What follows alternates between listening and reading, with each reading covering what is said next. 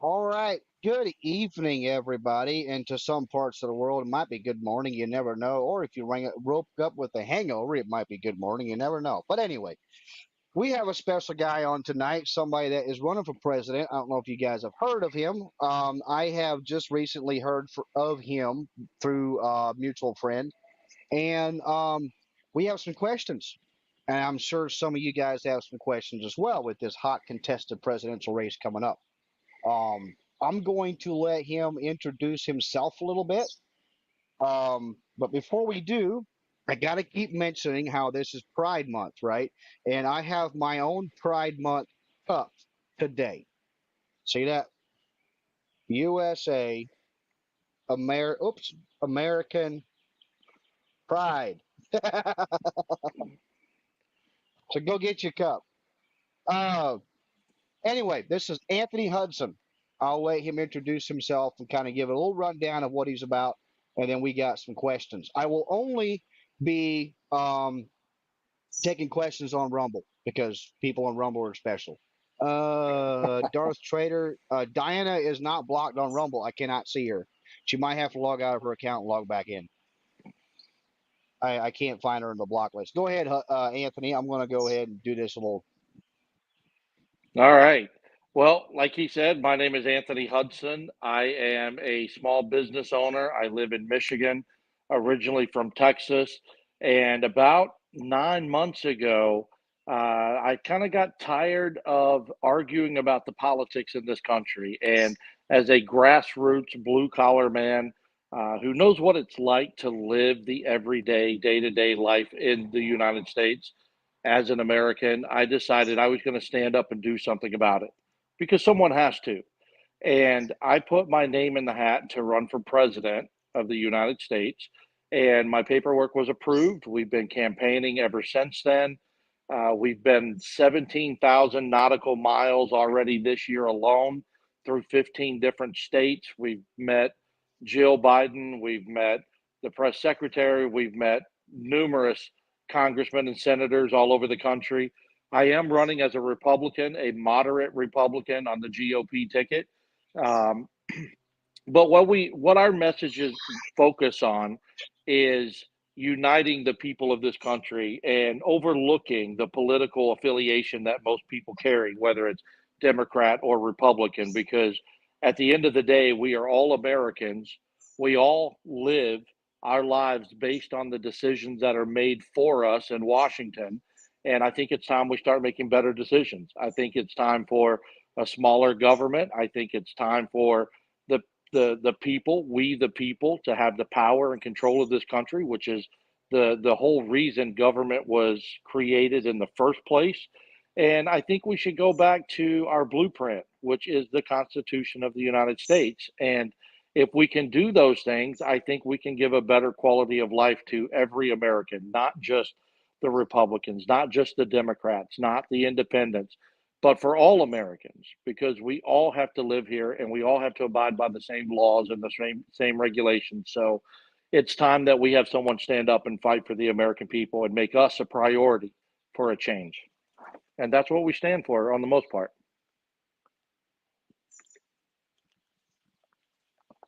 All right. Well, there's that. Have a good evening.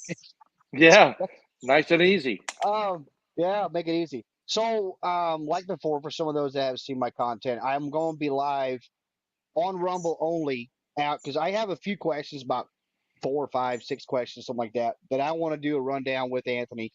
And then I'm going to, in the meantime, while you guys are thinking of questions and stuff you want to ask, I will be taking those down on Rumble only. Once I get through my couple of questions here, I'm going to turn off YouTube. Um, and we're going to stay on Rumble because Rumble's great and YouTube sucks. Okay. So we're going to go with the hardest hit question that I have because I know foreign policy is a big deal for a lot of people. Whether we should have it, whether we should not have it, and how we should have it. Number one thing with foreign policy, there's this very nobody really knows about this war, but it's called like Ukraine Russia conflict going on a little bit. Um, how what would you see a victory on how it ended, or does it matter? And how would you end it if you needed to end it? Well, a lot of people, from my understanding, as long as I've been doing this, people are not fully educated about our Constitution. They're not fully understanding what the constitutional laws state in this country. And I'll just get right down to it. For the president, for Joe Biden to be sending U.S. tax dollars to Ukraine is a violation of constitutional law. The American tax-paying dollars are supposed to be spent in this country, not to fund a war that we are not a part of. I understand that Russia invaded Ukraine. Ukraine is a sovereign nation. I understand there was a treaty that was signed if Ukraine would surrender their nuclear weapons, which they did, and Ukraine um, decided to invade anyway. I mean, Russia decided to invade Ukraine anyway. But at the end of the day, if you want the truth and you can handle the truth, it's not our problem. We have enough problems here in this country with our homeless, our veterans. Healthcare is an issue in this country. The border is an issue in this country. Education is an issue in this country.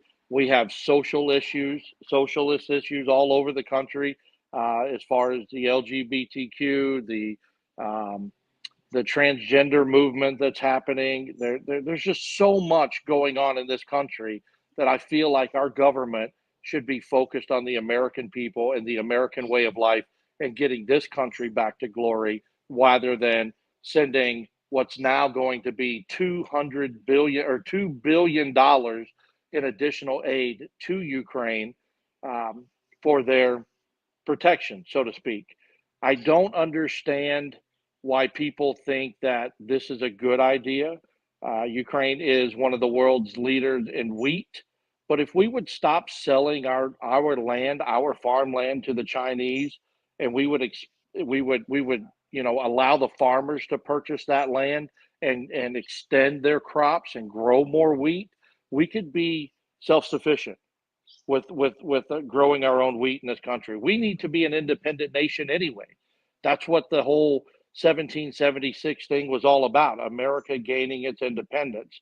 And I think if we go back to being an independent nation and worrying about our problems, that would help us. But while we do that, we still need to understand that other nations need protection or they need help. And if we can provide like military bases in those countries, we can charge them for that service, for that protection, which is more revenue for this country. But we want to keep peace on the table. We want to be able to put compromise back on the table because this whole threat of nuclear warfare between Russia, the United States, China, the United States, North Korea, and the United States, it's getting a little overbearing. And at some point, how much can the United States actually defend? We have to be able to work with our enemies on a gentleman's creed, so to speak, so that we can all get along on this planet because this is the only planet we got. But do I think that we need to be funding the Ukraine war? No, I do not. I think the other members of NATO need to step up and match our efforts dollar for dollar, because we're not even the main organization. We are not heading up NATO at this point in time. And I think those leaders need to step up and do a lot more so that the United States will have the freedom to take care of its own people. That's in a nutshell where I stand on that one.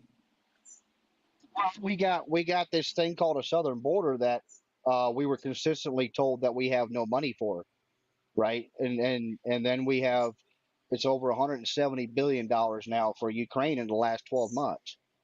Right. We had Not money to for that. mention, not to mention this new $1.7 trillion bill that they passed in January allowed for $500 million to go to Jordan to build a border wall for them while our border wall is still open. And trust me, Walls don't work.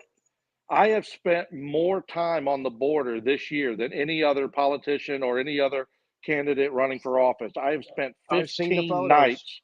Yeah, I've spent 15 nights on our border, 3 weeks between Eagle Pass, Texas, and Yuma, Arizona. And I understand that we have a major problem at our southern border. And, your comment is not wrong. The wall doesn't work. The wall was never intended to stop illegal immigration. It was intended to be a deterrent to help force the immigrants to come in through a legal port of entry. So, with that That's how you said, herd uh, cattle. right. A couple weeks ago, we submitted our first proposal to Congress on a security bond that would allow more immigrants into this country legally and be protected by the security bond so that they could go to work, they could contribute to society, they could find a place to live and do it the right way. And it's $150 a month. These guys coming into this country, they have wads and wads of money in their pockets. I've seen it anywhere from Bolivia, Ecuador, Venezuela, Russia, China, um, Sri Lanka, India. I've seen people coming into this country with literally thousands upon thousands of dollars in their pocket. Not to mention, let's not forget the fact that most of them have paid the cartel anywhere from $6,500 to $10,000 just to get into this country. So they have the money. The citizens bond allows them to be here without the threat of deportation as long as they pay the $150 a month. It gives them a government ID, which the bond will be attached to the ID. And if they stop paying, we will know where they're at. It'll have their picture, it'll have their address, it'll have the place of employment. If they stop paying, we will pick them up and we will deport them immediately. But what the good thing about this citizens bond is the $150 that they're paying us for this service, so to speak. $25 goes to the city of host for the influx in population. $12.50 will go to the county. $12.50 will go to the state. And then $100 of that 150 will go directly towards our national deficit. And when we wrote this back in December, the numbers were 3 million illegal immigrants in this country. That's $300 million a month or $3.6 billion a year that would go straight towards our deficit and it wouldn't cost the American taxpayers a single penny. And now the numbers are up over 5 million. So you're looking at over $6 billion a year directly towards our deficit that the illegal immigrants are paying for the right and the privilege to be in our country while they go through the immigration process. Yeah, that's a big problem that has to be fixed, and I think immediately. It does nobody any good. It doesn't. To me, having an illegal immigrant in here is disrespectful in itself because you're showing us that you don't actually care about any of our laws. Because That's the true. first act that you did coming into our country was illegal, and you don't care. So that just means any other law you don't really care about. Well, and Um, that's the thing. That's the thing because, crossing into the country the way they're coming in is a misdemeanor. And there's a lot of these prosecutors that don't want to bring them to court because we don't have enough judges. We don't have enough lawyers and judges and courtroom space to bring literally thousands of people a day into a courtroom to be tried on a misdemeanor. So what they're doing, what the law enforcement is doing is that once these people cross in, they wait for them to break another law like trespassing or breaking and entering or stealing a car or assaulting someone or getting caught smuggling in drugs or weapons or children or something like that. And then they arrest them on the larger criminal offenses, but not the first violation that they did, which was cross into this country illegally. Um, and I think it's wrong. I think even going to Donald Trump and the events that happened in the last couple of days, if you break the law, you should be held accountable for your actions. I don't care who you are, whether it's the sitting president, the former president, or an immigrant crossing the border. If you violate the law in this country, you have to answer to the penalties and the consequences that you deserve. That's called restoring law and order in this country. And until we put our foot down and we start imposing the law, I don't think people are going to get it and people aren't going to care. You can see the crime all across the country right now. People they're not scared. They're not worried because they know they're going to be released and sent back out into society. These repeat offenders. There's no justice here right um, now. And we need to bring that that back. That's actually a really good way to ask the next question I had for you. Um, as you know, Vivek Ramaswamy so far is probably a very powerful individual that's speaking. That's going to be, if you get on. First of all, what percentage do you have to get onto the debate stage with the other candidates? Do you know what that 15%. number is? 15%. 15%. Yeah. Okay. One of the things that I really, really like about him, and I want you to answer this. What do you think of our three-letter agencies, like our FBI, CIA? There's various ones that I mean, it's too many of them to be honest. This is way too many of them. Would you look at an idea of completely just scrapping the FBI, specifically them? Um, Well, CIA, I see some good parts of them as far as mostly overseas work, as far as intelligence gathering, but they've gotten too much power. Then you have the NIH, you have the NFL. Well, they're not. the Take it away. NCAA, What do you? I could pull a Joe Biden and say the NCAA, but that's not three letters. Yeah, No, right. listen, I'll give you a pro and a con about Vivek. All right. Vivek seems like a really nice guy. I like a lot of what he says when he's talking. I agree that our three-letter agencies need to be reduced. We need to cut the funding and cut the head off the snake, first and foremost. A weaponized government against the people is wrong on every count. That is not the United States of America. That is a dictatorship using the government resources to weaponize themselves against private citizens. I'm against it 100%. I think it violates our freedom. I think it violates our privacy. And if you're going to live in this country, your freedoms, your liberties, your pursuit of happiness need to be protected at all times. We should never live in fear of 1,200 elected officials in Washington. We have 330 million Americans in this country that are afraid to stand up to our government because of the consequences that our government will impose on us. We could we could change that narrative in a heartbeat, but would it be good for our society? No. And let me explain. I am all for reducing the size of the FBI, the CIA, the ATF, Homeland Security, the Department of Education, getting rid of the IRS, and going back to a fundamental blueprint of allowing the people to have the power. When the people have the power of this country, then the people can live in freedom. They can live with peace. They can live with a sense of mind that no one's looking over their shoulders and monitoring them every time they go somewhere, every time they do something. And we need to have that in this country. The reason I bring up the Department of Education is because education itself was never intended to be a free public education. So, like in a few years, my kids will be out of school and I will still be paying taxes here in my community that go to the education system or to the school. That's wrong. Okay, it's wrong. School was intended to have a small tuition so that the parents who have kids in school are paying for that tuition and they're funding the education, not the elderly or the young people, 18, 19, 20-year olds that don't have kids. Why are they responsible for paying for someone else's kid to go to school? Kind of like, why are you and I about to be responsible for paying for strangers college tuition up to $10,000? That's not fair in this country, and that is not people before politics. That is I, politics and I'll government before the people. let me go one further on that. Why am I paying for somebody else's education when I homeschool my children? Well, my wife does. But that's what But I'm getting at. You know, we buy the books. We pay a it's like a almost like a tuition. It's not very much for to go through an organization that files all the paperwork and stuff through the state. right, But right, nobody gives us anything for that, right? right. But now I do have to say this.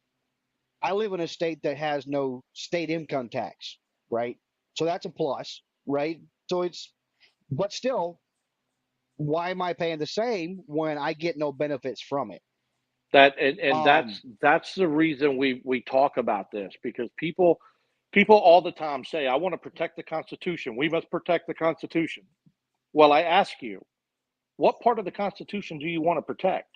Because if you're not willing to protect the original Constitution, then you don't know what you're talking about. All of these Yep. amendments, like the 16th Amendment, where the government, the Senate, has the right to tax us on our federal wages, that's a part of the Constitution. But I don't want to protect that. That was not part of the original Constitution. I want to get rid of the 16th Amendment and not tax your federal wages because that to me is like a definition of slavery.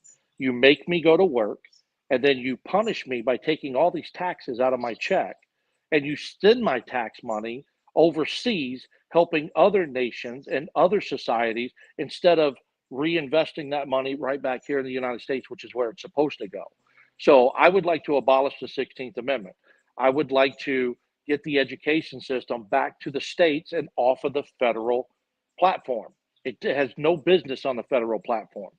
If the states want to make it a tuition based, I would encourage them to do so so that we are not paying excess money into the school systems when we don't have children in those schools. Leave that up to the parents who have kids in school. The one thing I want to say about Vivek that I don't like about him is the other day he put up a message that he wants to change the voting age from 18 to 25 years old unless you serve 6 months in the military or serve your country in another manner. And if you do that at the age of 18, then you can vote. That's discrimination. You don't have to tell people, you don't tell people we're going to raise it from 18 to 25 with the exception of those who serve the country. That's not the case. If you want to change the age of adulthood in this country, one, you change it to 21 and all the benefits go to 21, including when you can sign up to join our military and serve our country. If we don't feel that 18-year-olds are responsible enough to cast a valid vote in today's society, then they shouldn't be allowed to pick up a weapon and stand guard and protect this country. We should wait until they're legally able to vote. And you can drink, you can smoke at 21. Why not vote at 21? Why not join the military at 21? The only privilege you have as a minor is the ability to drive. And notice I said privilege, not right, at the age of 16. I'm okay. I could see the benefit of raising it to 21 because our younger society nowadays, I mean, come on, they can be really, really, really smart, but the majority of this country is very soft right now, and they say the human brain doesn't even fully develop until the age of 25. So if we were to expand adulthood, Vivek, you don't expand it to 25, maybe 21. And that's a maybe. I mean, Mhm. 18 is when we leave high school and then you start your own journey in the world. Maybe if we start uh, having a better blueprint in school where we're actually educating our children on how their credit works, how finance works, how to write a checkbook, how to sign your name in cursive, um, how to understand finances as a whole, and then we were to re-implement uh, shop, welding, woodworking classes. These people come out of high school, they may want to go to a trade school to become a welder and start their own business at some point, or go become an electrician or an auto mechanic. A diesel mechanic nowadays is making anywhere from 90 to $165 an hour. And I know I own a trucking company. I have to see diesel mechanics all the time. So it's a good way to go. And if we can get those classes back in schools, then we can issue some credits or something for them as they go to a trade school to help make it easier, just like we issue college credit courses in high school. So when they go become a freshman in college, they already have a little bit of experience, a little bit of credit to their name by the time they get on campus. I just don't agree with Vivek saying 25 years old is the age that we should be voting. That I don't like. I think there's conversation for it. Um, especially regarding, and I have a question a little bit later on that. Um, so I'm going to leave it until I bring that question up. But I think there is a conversation for that based off of what I have an idea for. Um, but I want to go back to a little bit about the FBI. You had said you wanted to get rid of the IRS, but like make the FBI smaller, the ATF smaller. What good do they serve at this point? Is it, to me? I don't know. Is it worth cleaning them up? Well, it is. I mean, it's worth cleaning them up, but it's also worth shrinking them down so that they are actually useful. I think there's a I think they've gotten so big and they're so well funded now that there's a lot of excessive spending going on within these departments, and I don't see the return on my money. Does that make sense? I don't ever hear about the FBI solving a world case in the news. I don't. I don't hear about the CIA doing anything overseas like we used to.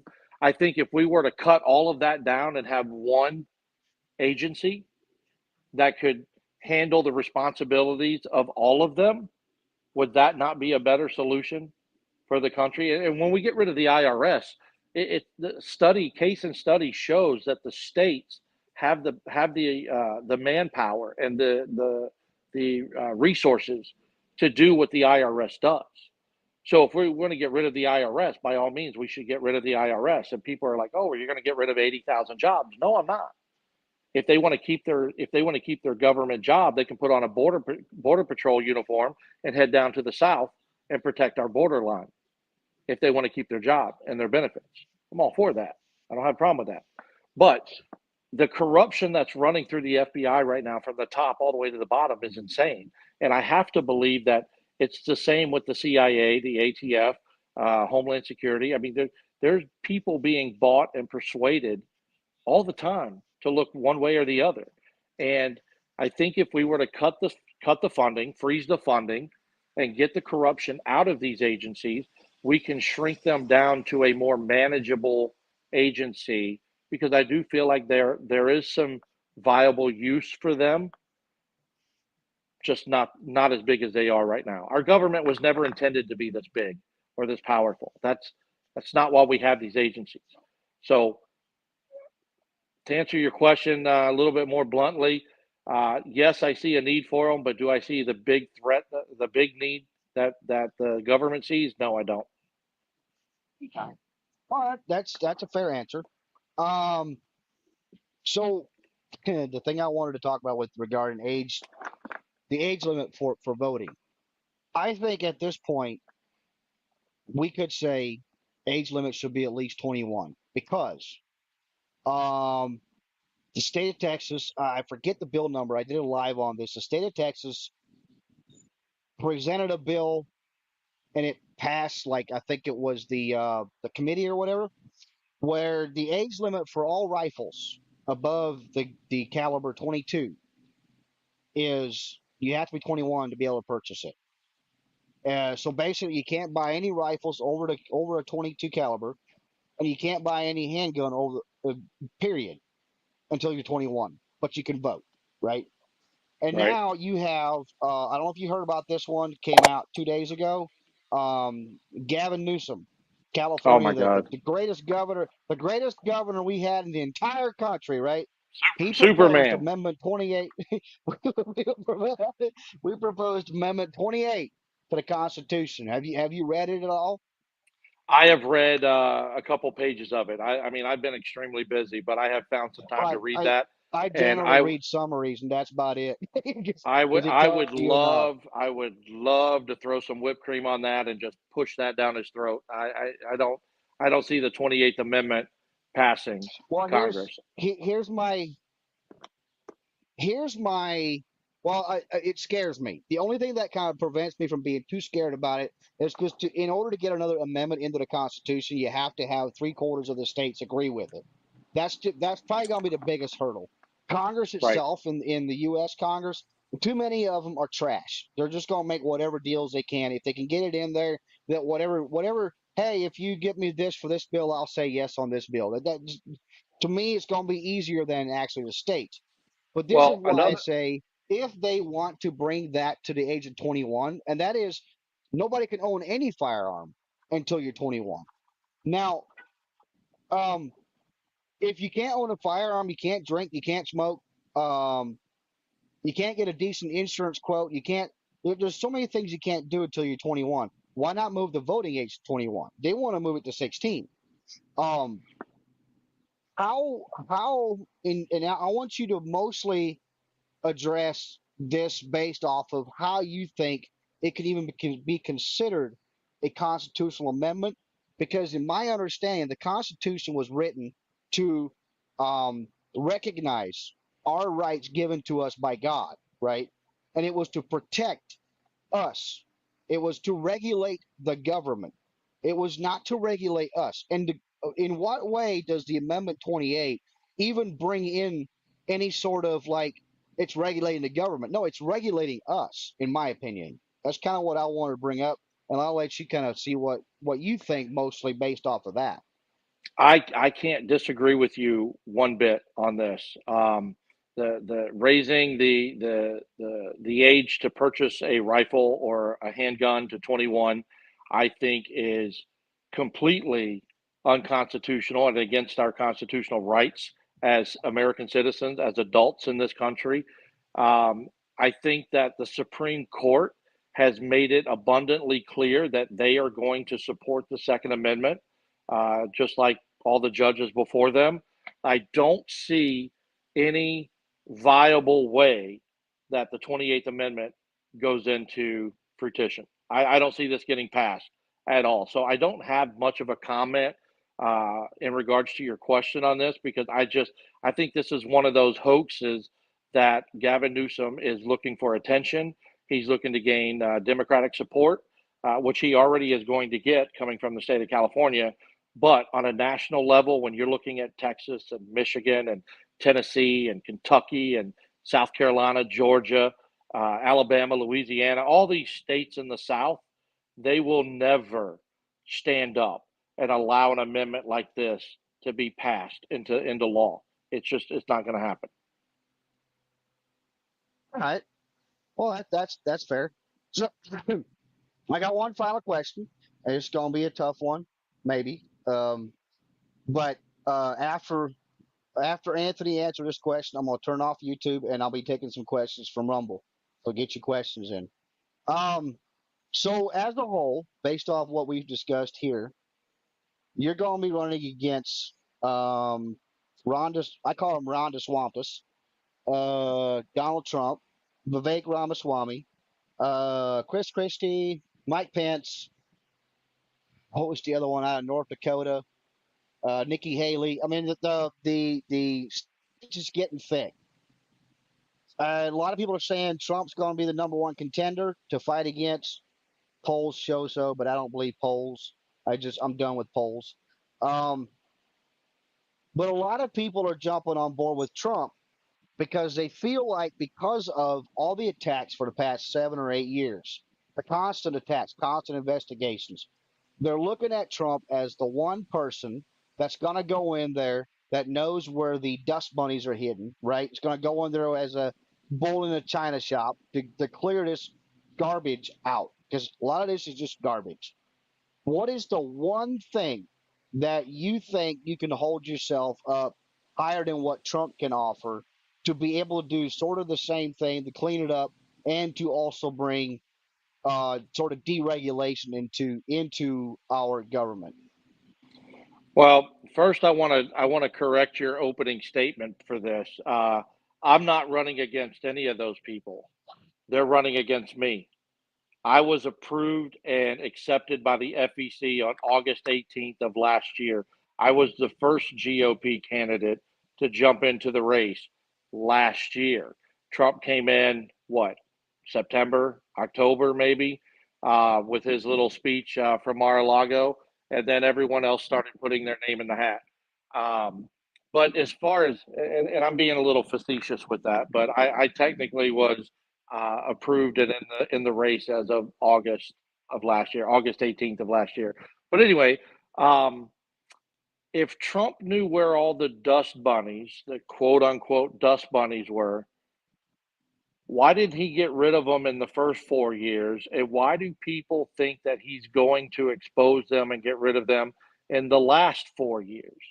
All he ever talked about was cleaning the swamp, going after and holding those corrupt politicians and senators and congressmen accountable, standing up to China and North Korea. He talked all these things, but yet those things still exist today, just 2 years after he left office. And if he couldn't get it done in the first 4 years, I'm just skeptical that he'll be able to get it done in the second 4 years, in his second term, while he's trying to fight for his freedom. Now, I'm not going to bash Donald Trump. I supported him. I voted for him. I was all for electing a non-politician into Washington to change the narrative, but it didn't. He didn't get the job done. Now, had he had two consecutive terms back to back and eight full years consecutively in office, that would have made a difference. But right now, he is fighting for his life. He's fighting for his freedom. And I want people to know that if he's convicted for one of these espionage charges, just one, it comes with a minimum sentence of 20 years, which means Donald Trump would most likely die in prison.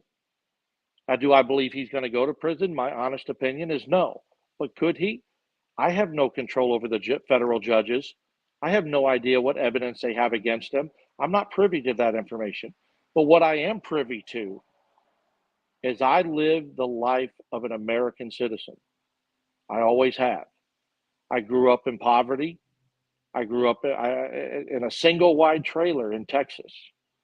I was a hell of an athlete when I was growing up. I had college scholarships, but I chose to travel around our country and get to know our country a little bit, see things I've never seen. And then 9/11 happened. And on 9/13, I joined the military. I went into the Army, 88 Mike. I was a truck driver. I did a short stint in the Army before an injury caused me um, to, to be exited on a medical discharge. And now I own a trucking company. I've worked hard for everything I've had, and I've never have enough to get ahead in this life. I pay expensive gas prices. I pay high prices at the grocery store. Uh, I mean, $6 for a dozen eggs is ridiculous. My kids, they need clothes all the time. They're 14 and 12, and to go to the department store and see how much shirts and jeans and shoes and socks and all this stuff costs now, it really puts me behind the eight ball. Sound familiar? It's the same life that everyone watching this interview or listening to this interview shares with me. We all struggle. We all make sacrifices. We all take time out of our day to stretch a dollar because we don't have enough for the cable bill and the electric bill at the same time, or the mortgage and the truck payment at the same time, or the car payment and the homeowner's insurance. We all manipulate the system one way or another just to survive. All that traveling I told you I've done this year, 17,000 nautical miles, 15 states, hundreds of interviews. I've talked to hundreds of thousands of people. I was in Little Rock, Arkansas after the tornado. I was in Mississippi after the tornado hit. I was in Kentucky after the flooding. I've done it all on less than $7,000. Find me a candidate running for office that can travel to one state for less than $7,000 with their jet airplane cost and their convoy of vehicles that they use, the people they're paying for security, the stage equipment, the lighting, the sound. They spend a ton of money. And if I can travel this country from California to New York on less than $7,000 and hit all the places that I've been in the last 6 months, I think that should set the tone for the American people that I know how to set a budget. I know how to take a cheap hotel room and a cheap rental car because I'm not there for style.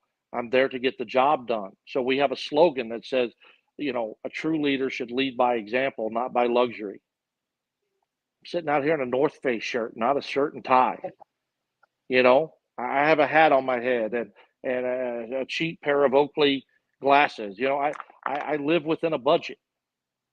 And if you ever thought that you could have a president that would make good for the American people.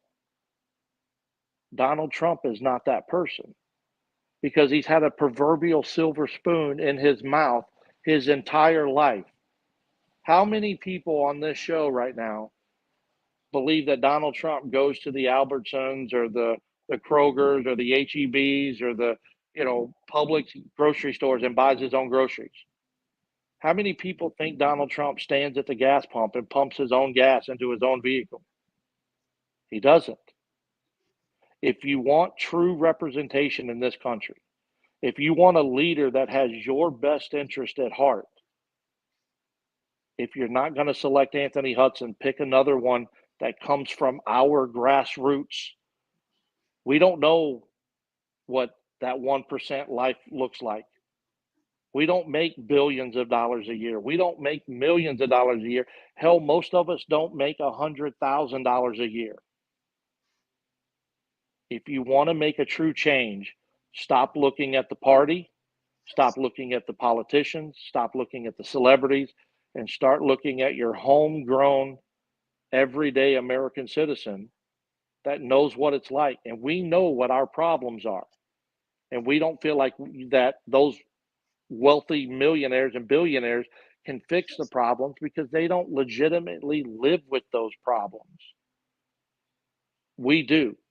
So if we can come together, put your Democrat, your Republican party affiliation to the side, put your race to the side, put your nationality to the side, and stand up and understand that you are an American. Hold your head high, push your shoulders back, and stand up. This is the election that your voice can be heard and it can change the history of our nation. Because together, we the people, will put people before politics and make sure that every American has a better quality of life. There's no other way to do this. Well, there is. You can keep doing it the way we've been doing it for hundreds of years, Yeah. and it's just Yeah. not working anymore. It's not working. Oh, Did, I gotta ask. Before I cut off YouTube, I'm gonna ask this. Do you have any idea who you might select as vice president? this is a very popular question with everything that's going on in the country right now. People want to know who my VP is going to be, and no one else is talking about a VP. Right? Donald Trump's not talking. DeSantis isn't talking. Tim Scott's not talking. Asa You gotta keep Hutchinson's people not talking. tuning in. You got to Yeah. keep them tuning in. I will tell you that we have a small list of people that we are already talking to, and I will not sit here and tell you that there's not a couple of blue collar candidates just like me, that I am very interested in. But some of them are people that ran for governor in their state. Some ran for Congress and Senate. But in all, there's about 15 people that I'm interested in, um, that we are researching, we're talking to, we're getting to see how the vibe is between myself and them. Um, it's going to take a process, but I won't make an announcement on that until I am ready to announce that person, uh, 100% with me. But we Can you we're tell taking me? it Can very you at least seriously. tell me that? Can you at least tell me the following people are not on that list? I'm gonna give you a short list: Mike Pence, Nikki Haley, Chris Christie. They are not on that list. Good. All right, so we're gonna cut off YouTube and we're gonna stay on Rumble. I've got a few questions that popped up, so bye bye YouTube.